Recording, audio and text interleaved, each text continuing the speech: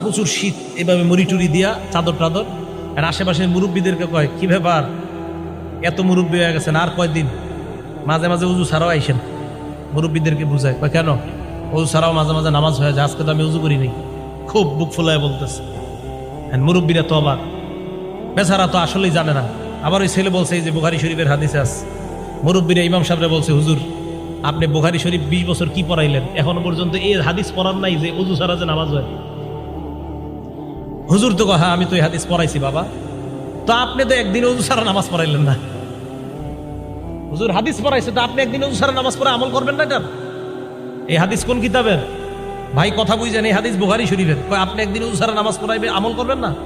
হুজুর বললেন যে ভাই, উম্মতের ঘুম আর নবীদের ঘুমের মাঝে পার্থক্য আছে। ওই সেগুলো দেশে বুঝাই দিল, কি পার্থক্য? নবী যখন ঘুমায় তার চোখ ঘুমায়, অন্তর ঘুমায় না। উম্মত যখন ঘুমায় তখন উম্মতের চোখ